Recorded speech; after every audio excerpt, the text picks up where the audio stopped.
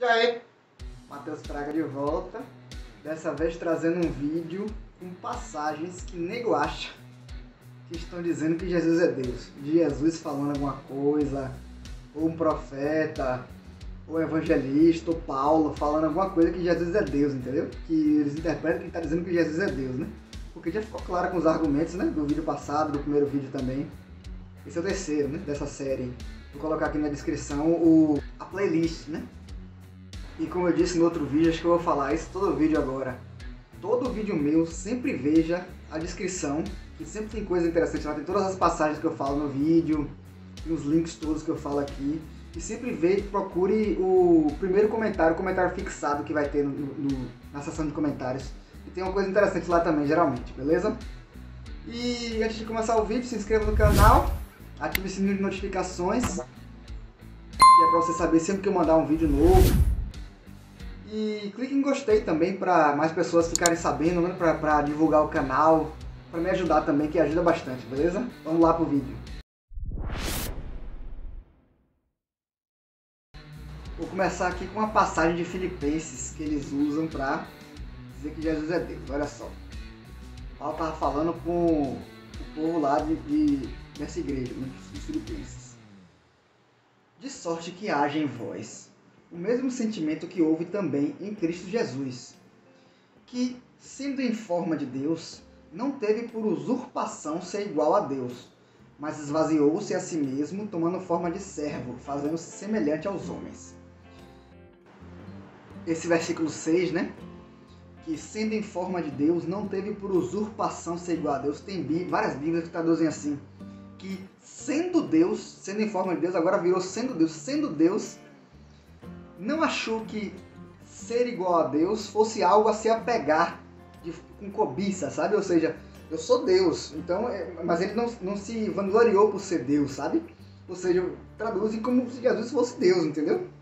Mas assim, essa tradução que eu li aqui, que sendo em forma de Deus, não teve por usurpação ser igual a Deus, está bem próximo do texto grego, como está escrito em grego, porque a Bíblia, o Novo Testamento foi escrito em grego, né? Essa palavra traduzida como usurpação significa roubar, roubar para si. É traduzida como roubo, coisas parecidas, né? Saque. Você roubar para si como se fosse um prêmio, entendeu? E a palavra traduzida como teve como, teve por, não teve por usurpação. Essa palavra pode significar também liderar, além disso, mas pode significar também levar em conta, né? Considerar, pensar, cogitar, planejar, entendeu? Tipo assim, então a ideia do versículo, eu vou mostrar porquê, é a seguinte: Jesus, ele não cogitou roubar para si o ser igual a Deus, entendeu? Ele tinha forma de Deus, existia em forma de Deus, a palavra traduzida como forma, morfê, né? Morfologia e tal. Vamos morfar.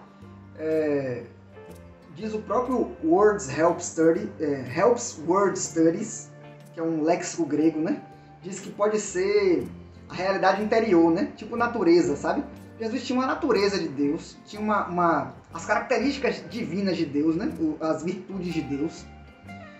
E ele nem passou pela cabeça dele o ser igual a Deus, roubar o status para si, a palavra traduzida como usurpação, ser igual a Deus, entendeu? Esse é o sentido, ou seja, o mesmo versículo pode ser entendido como Jesus é igual a Deus e como Jesus é diferente de Deus, entendeu? É interessante isso. Tem uma Bíblia que traduz assim, ó. Tem uma tradução que eu vi que traduz assim, não sei se é mais de uma, que traduz assim, ó.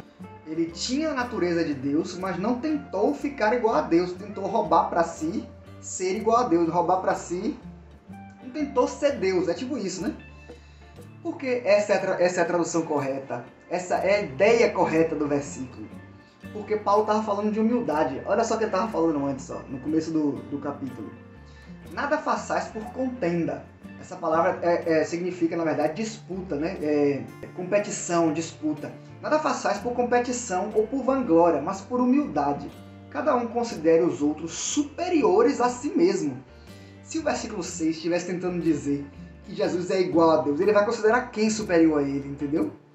Ele era para considerar Deus superior a ele, por isso que ele não tentou ficar igual a Deus, não tentou usurpar para ele o status de ser igual a Deus, entendeu? Essa é a ideia. E olha o que diz o próximo versículo. Não atente cada um para o que é propriamente seu, mas cada qual também para o que é dos outros. Ou seja, ó, essas características aqui são minhas, eu sou assim, essa é a minha inteligência, esse é meu modo de agir e tal. Esse é o modo de agir dos outros, entendeu? Isso é humildade. Humildade é você reconhecer que quem é superior a você, isso aqui é dele, ele é superior a mim, ele tem o status dele, entendeu? Essa é a ideia de humildade, entendeu? Por isso que está dizendo que Jesus é diferente de Deus. E além do mais, pessoal, olha o que tem depois, ó. Tem que ler o que tem depois também, ó. Sendo em forma de Deus, não teve por usurpação ser igual a Deus, não tentou ficar igual a Deus, mas esvaziou-se a si mesmo, a palavra é isso mesmo, esvaziou-se, é estranho, né?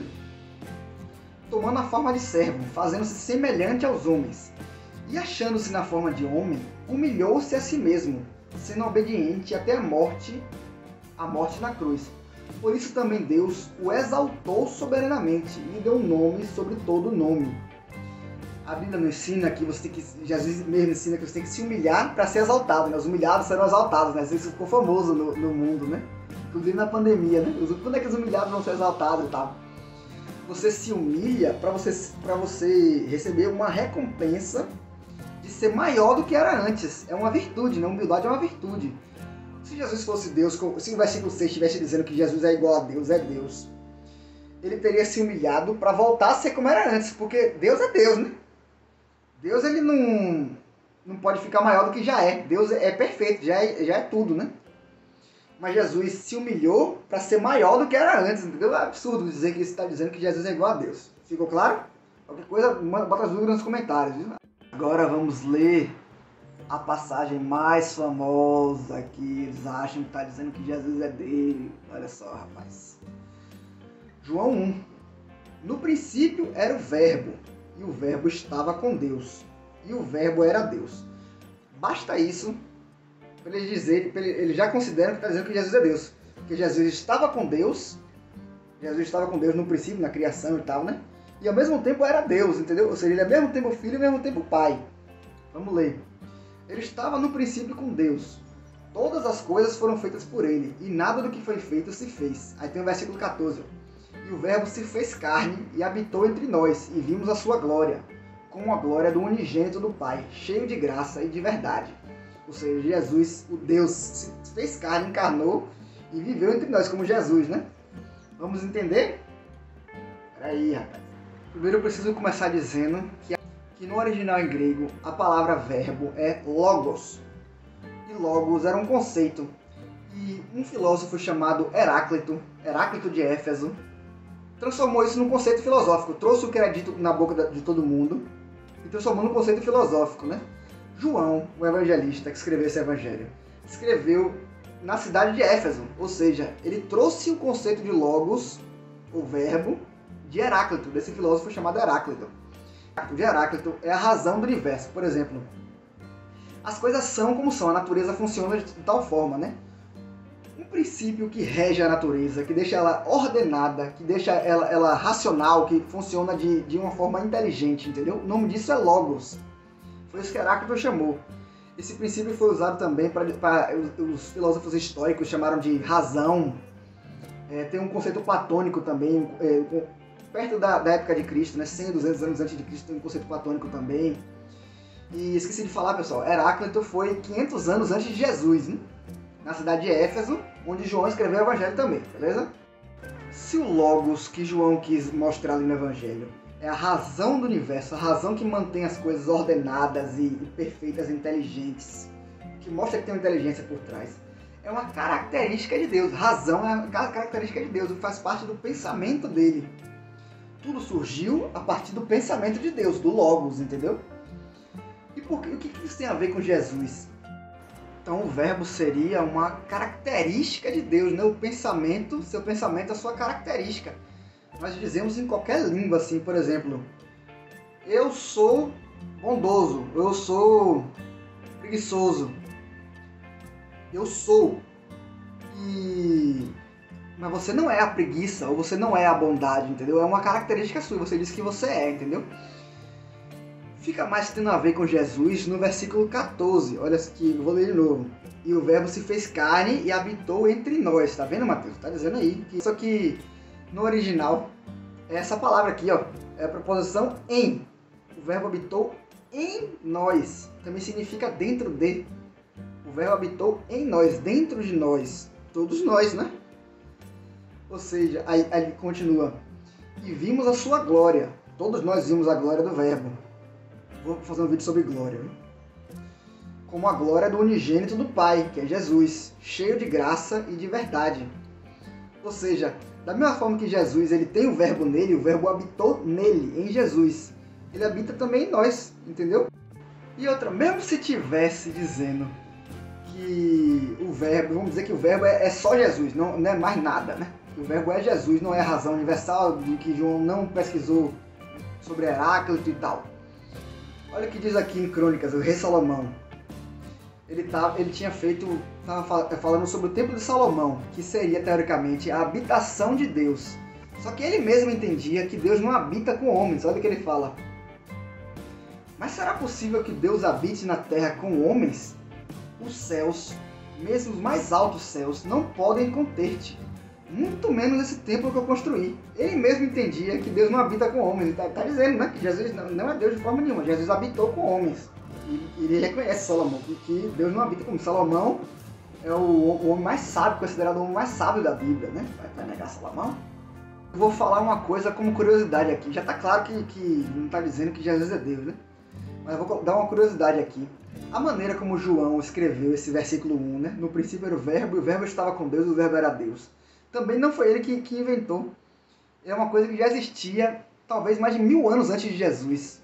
Tem um Veda hindu, que é muito mais antigo que Jesus, né? Talvez mais de 1000 anos, que diz assim, ó: no princípio era Prajapati, com quem estava o Verbo, ou Vak. E o Verbo é o Supremo Brahman. Brahman é Deus, né? Prajapati é um Deus também. E o Verbo, que é Vak, é outro Deus, ou Sarasvati. Vak ou Sarasvati. É uma deusa, né? Da sabedoria e tal. Da fala, sabedoria da fala. E os deuses no hinduísmo, pode pesquisar em qualquer lugar aí. A galera acha que eles são politeístas, mas eles não são. São manifestações de Deus. Tudo isso são características de Deus, entendeu? Só como curiosidade mesmo. Então esse foi o vídeo da parte 1 das passagens que nego acha que estão dizendo que Jesus é Deus. Só teve 2, né? Mas uma delas era mais famosa, né? E demora de explicar também. A de Filipenses 2, inclusive, dizendo que Jesus é diferente de Deus, afirmando que Jesus é diferente de Deus, não igual. Ele não tentou ficar igual a Deus, não tentou roubar para si isso de ser igual a Deus, entendeu? Novamente. E ainda hoje mesmo, vai sair a parte 2 dessa passagens que nego acha que estão dizendo que Jesus é Deus, né? Vai ter umas 4 passagens, eu acho que é 4.